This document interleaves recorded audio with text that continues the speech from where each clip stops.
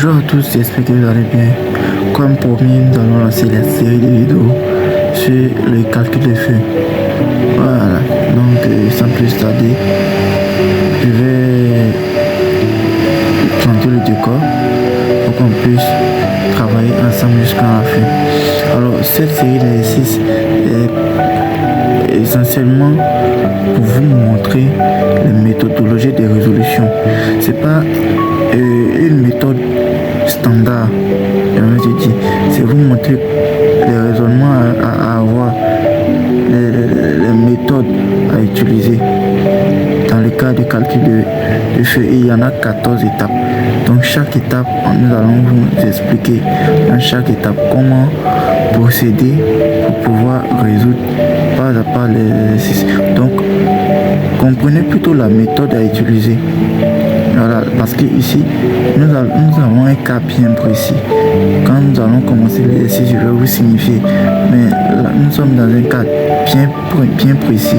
Donc, il y a des étapes qu'on va omettre. Voilà, donc, mais je vais vous expliquer. Voilà, pour éviter que vous soyez dépaysés, je vais vous expliquer. Mais voilà, gardez ça dans un coin de votre tête. Sans plus tarder, c'est parti.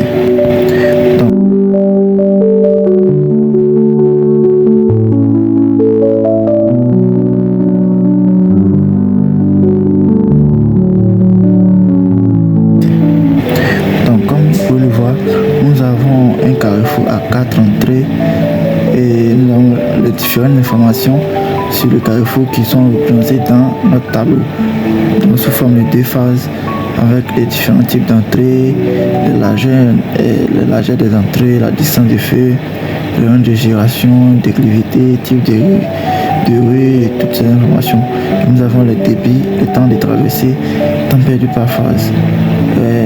Par rapport aux informations, aussi nous avons la population, voilà, l'environnement, c'est-à-dire les conditions dans lesquelles le trafic est fait, et les heures de pointe, le rouge intégral, le jaune et l'ennemi de cycle. Voilà, toutes ces informations nous sont fournies pour la résolution de notre exercice. Voilà, bon, assez blablaté, nous allons passer maintenant à l'exercice en lui-même. Donc la première des choses, la première étape, voilà, à faire ici dans le calcul de feu, c'est de calculer le débit. Cette étape là va nous permettre de convertir les quantités de véhicules poids lourds et les quantités de véhicules de roues en unités de véhicules particuliers. Voilà, ça c'est la première des choses. Et ensuite, il va permettre de convertir aussi les directions, c'est-à-dire tourner à gauche, tourner à droite, en des directions en tout droit, en direct, pour faciliter les calculs. Voilà. Donc, dans la première partie, le calcul des débits, c'est essentiellement ce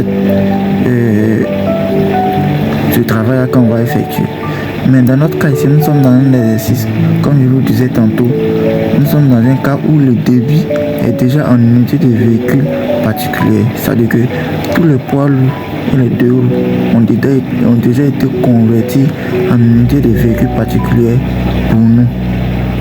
Voilà, donc là, nous n'avons plus besoin de convertir en unité de véhicule particulier. Mais simplement, nous allons convertir les différentes directions en direct. C'est tout. C'est pour ça que tout à l'heure, je vous disais que nous sommes dans un cas bien précis. Alors, nous sommes dans un cas où tout a été déjà converti en unité de véhicule particulier. Tout ce que nous allons faire, c'est simplement de convertir les directions en direct, c'est tout. Aussi, il est important de noter que toutes ces 14 étapes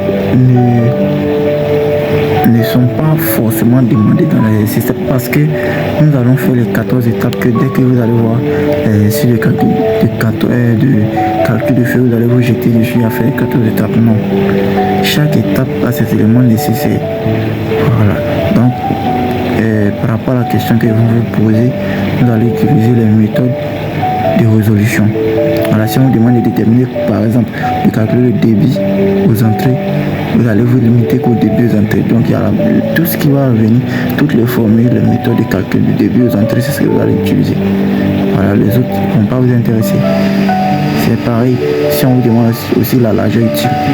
Voilà, donc il est très important parce que dans la largeur utile, on n'a pas forcément besoin de calculer le débit aux entrées.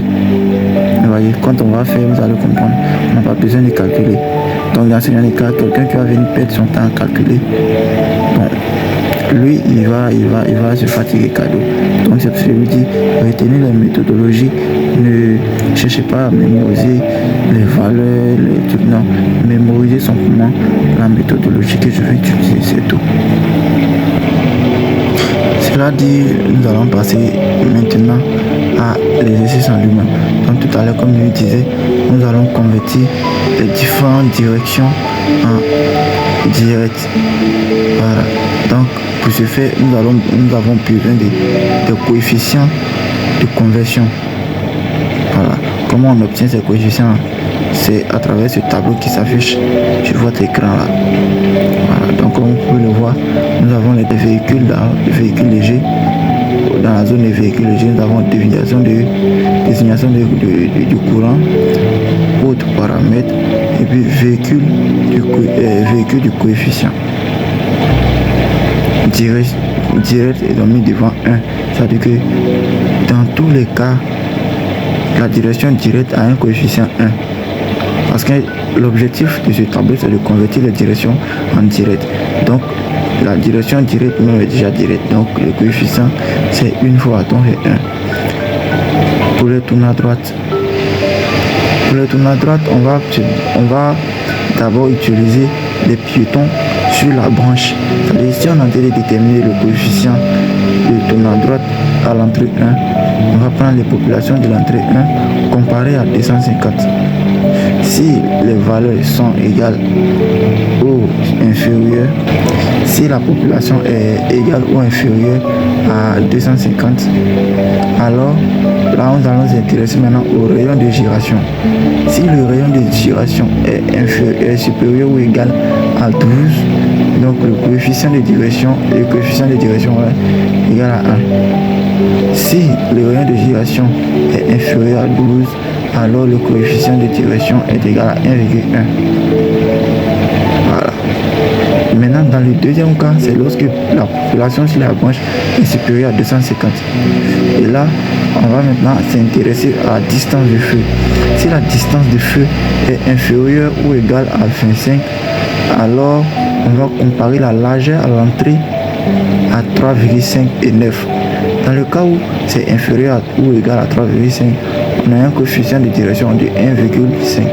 Dans le cas où c'est compris dans l'intervalle 3,59, on a un coefficient de direction égal à 1,3. Et dans le cas où on est supérieur à 9, on a un coefficient de direction de 1,2.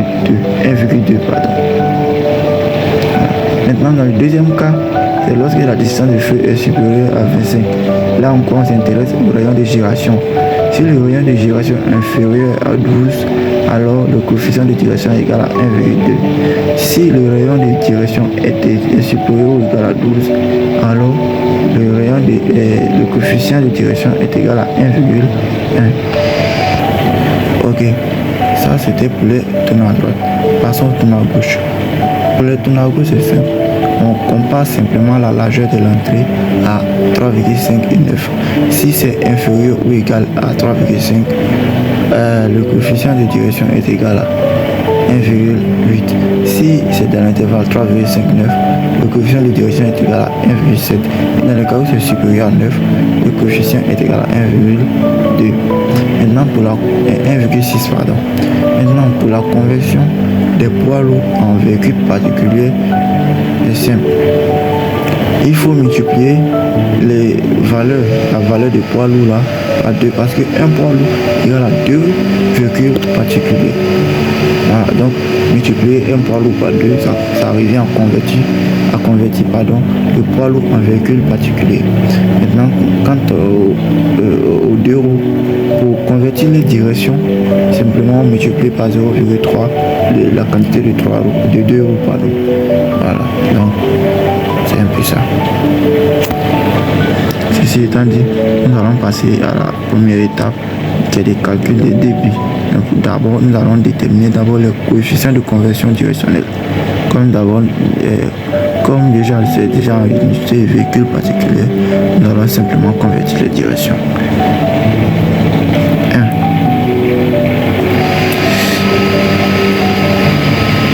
Donc 1, déterminant, détermination.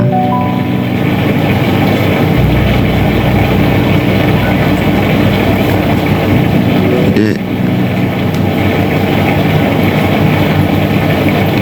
coefficients. Voilà. Cette détermination va se faire par entrée. Voilà. Donc, il va procéder par entrée. Entrée 1. Donc, j'ai direct, tourne à droite et tourne à gauche. Ok. Donc, comme je disais tout à l'heure, pour les directs, c'est toujours coefficient égal à 1. Tourne à droite. La première des choses à faire, c'est piéton à l'entrée 1. À l'entrée 1, on a une quantité de piétons de 850. Quand je compare à 250, c'est supérieur à 250. Donc maintenant, je passe à la deuxième étape, distance de feu. Donc, distance de feu, j'ai 20 mètres. 20 mètres qui est inférieur à 25. Donc, je vais prendre la valeur de l'entrée pour comparer à 3,59. La valeur de l'entrée 1, c'est 6,75 qui est situé entre 3,5 et 9. Donc, ce coefficient est égal à 1,3. Voilà. C'est comme ça on fait. Donc, 1,3. On passe, tourne à gauche. Le tourne à gauche, c'est la largeur simplement. Et on a une largeur de 6,75 qui est compris entre 3,5 et 9. Donc, le coefficient ici, c'est 1,7. Voilà. Maintenant, on passe à l'entrée 2. Entrée 2. Ok. Tourne à direct. Égal. Tourne à droite. Égal. Tourne à gauche. Égal.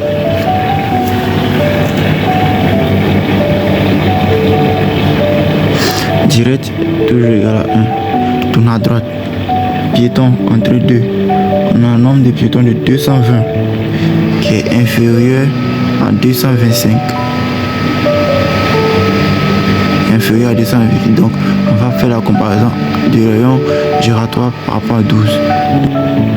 Le rayon giratoire de l'entrée 2 égale à 20. Donc, 20 est supérieur à 12. Donc, coefficient égal à 1. Voilà.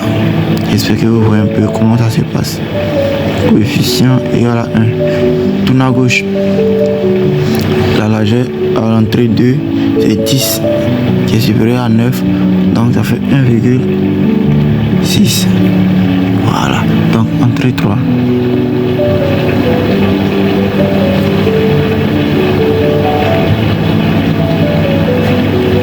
Entrée 3.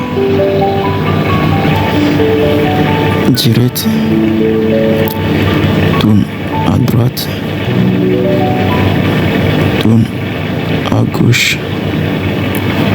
Direct, c'est toujours égal à 1. Tourne à droite. Piéton, entrée 3. On a 150 qui est inférieur à 250. Rayon de giration. Immédiatement, c'est rayon de giration, c'est 20. 20 mètres qui est supérieur à 12. Donc, coefficient encore ici, ça fait 1. Et tourne à gauche, on a une largeur de 6,75 qui est entre 3,5 et 9. Donc, 1,7. Coefficient 1,7. Et la dernière entrée,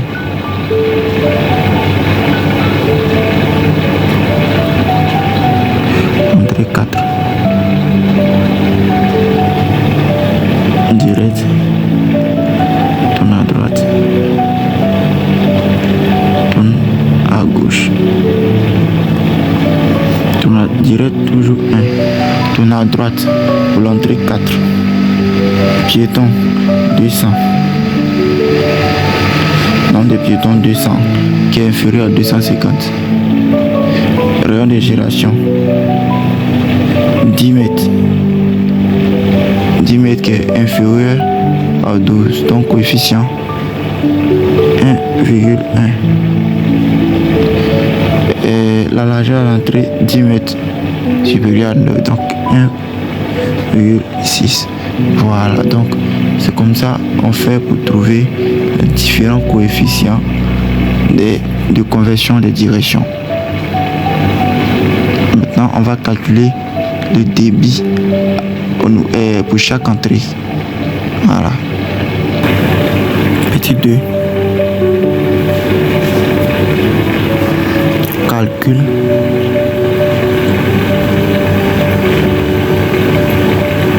des débits.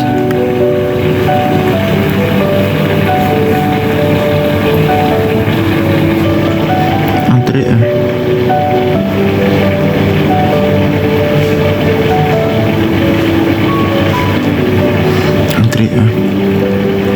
Q1 égale. Bon, ici, comme les débits déjà ont été convertis en unités de véhicules particuliers, donc je vais aller direct. Donc pour le direct d'abord, pour le direct, ça me fait Q1 égale aux quantités, voilà, au débit des véhicules direct 140 multiplié par son coefficient plus la quantité de véhicules tournant à droite 16 multiplié par son coefficient au niveau de l'entrée 1 qui était 1,3 plus la quantité de véhicules tournant à gauche 424 multiplié par son coefficient 1,7 égale.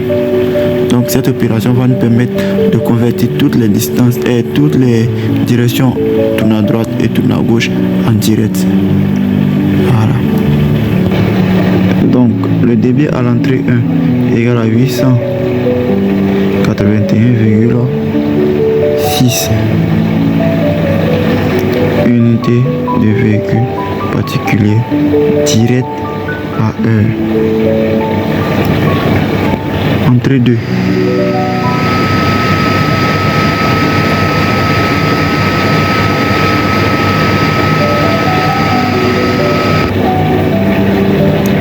Q2 égale. Le même processus. On va à l'entrée 2. Véhicule direct. On a 1110. 1110. Multiplié par 1 plus tournant à droite on a 448 plus 448 multiplié par son coefficient qui est aussi égal à 1. On avait trouvé 1 plus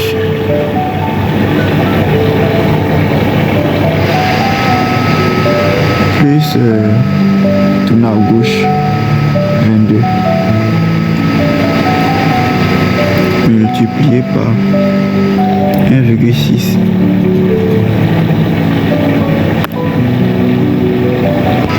égale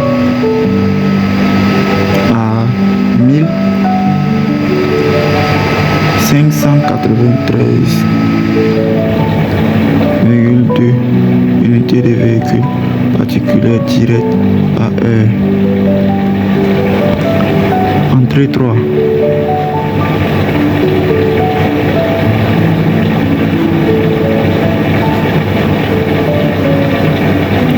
Q3 égale à l'entrée 3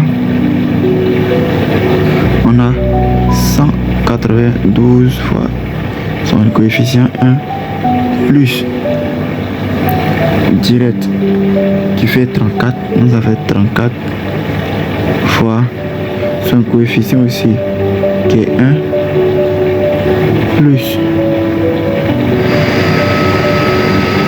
132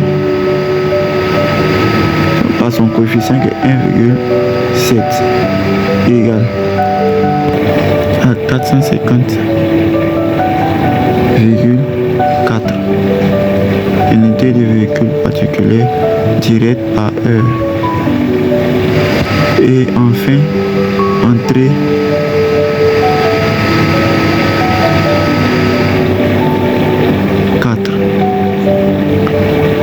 Q4 égale direct au niveau de Q4, ça fait 176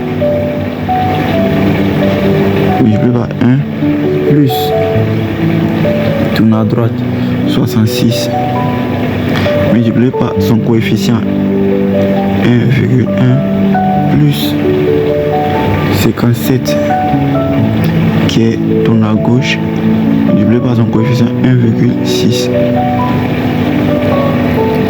égale à 339,8 unités de véhicules particuliers tirées par heure. Voilà, donc quand on vous demande de déterminer de calculer le débit aux entrées, c'est comme ça que vous devez procéder. D'abord, cherchez à vérifier l'unité de débit donnée dans le tableau. Si les débits sont déjà en unité de véhicule particulier, vous n'avez qu'à multiplier par le coefficient de conversion de direction. Maintenant, si ce n'est pas une unité de véhicule particulier, là, vous devez convertir les poids lourds en véhicule particulier et les deux roues ont aussi des véhicules particuliers et ensuite convertir les différentes directions. Voilà. Donc, à la prochaine pour la suite et merci. N'oubliez pas de liker, de partager, de vous abonner et jusqu'à la prochaine. Prenez soin de vous. À bientôt.